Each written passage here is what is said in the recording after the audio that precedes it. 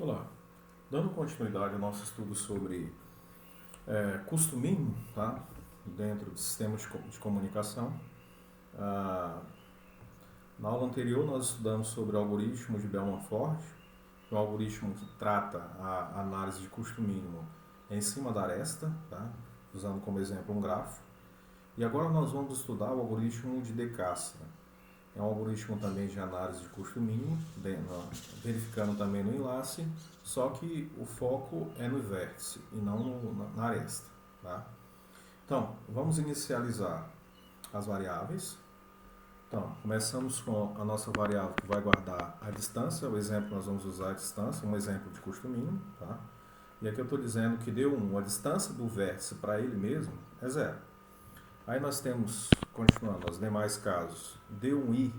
O i é um indexador, né, que ele vai percorrer os próximos, está recebendo infinito. Tá? Ele recebe um valor bem alto, que a ideia é reduzir esse valor.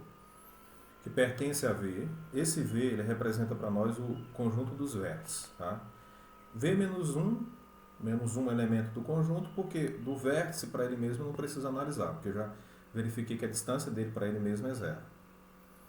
Então eu vou analisar só os demais. Na próxima linha nós vamos criar uma variável que representa o conjunto de vértices aberto, tá? E nela eu estou informando que ela vai receber o conjunto de vértices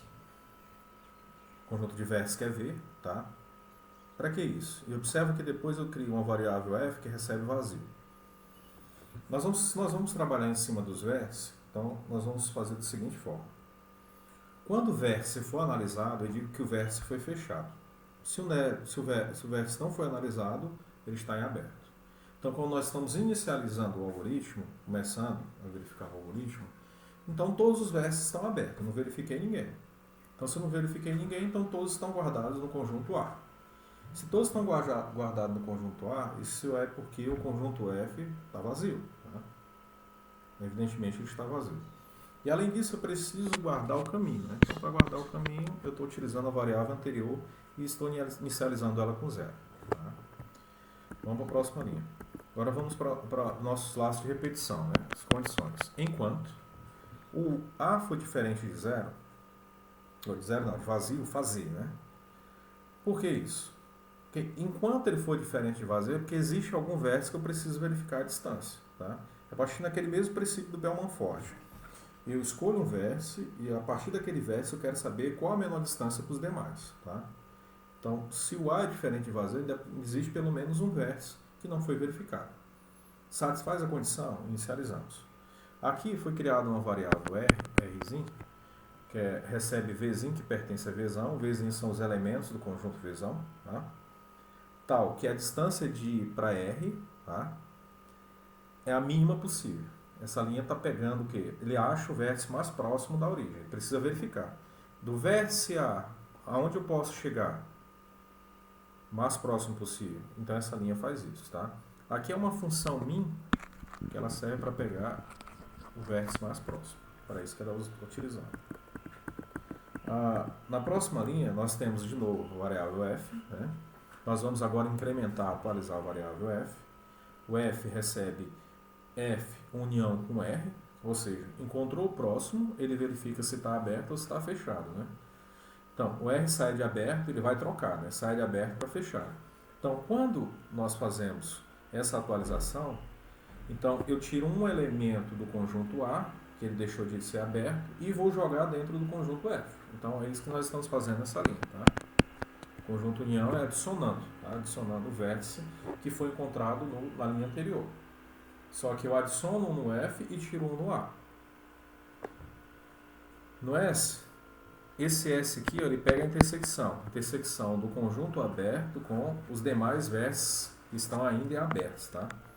Os que ainda não foram analisados, tá? Porque às vezes você analisa um vértice e naquela análise ainda é impossível fechar.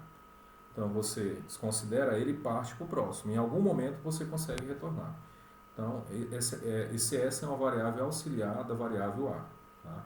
Ela serve para isso. Feitas essas atualizações de f e com as variáveis auxiliares, aí ele coloca para todo i que pertence a S fazer. Aqui o que está acontecendo? Aqui é quando nós fazemos as trocas, né? Quando nós encontramos o valor P é uma variável auxiliar para a variável D, tá? E aqui ele vai utilizar a função min. A função min ele vai verificar dois valores. Ele vai verificar o valor atual e o valor que possivelmente vai ser atualizado, que é dado por uma soma, né? Tá aqui, ó.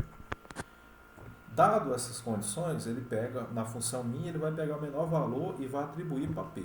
Tá? Pegou esse valor, atribuiu para P, o que vai acontecer? Ele vai verificar a condição. Se P for menor do que o valor que já estava, então ele atualiza. Tá? Então ele faz um comparativo entre os valores que nós temos, o valor anterior e o valor atualizado, dado por P. Então aqui é que ele vai fazer a atualização. Tá? Então dk da posição K de 1 a I, ele recebe o valor que foi atualizado, se satisfaz a condição em cima do si. Né?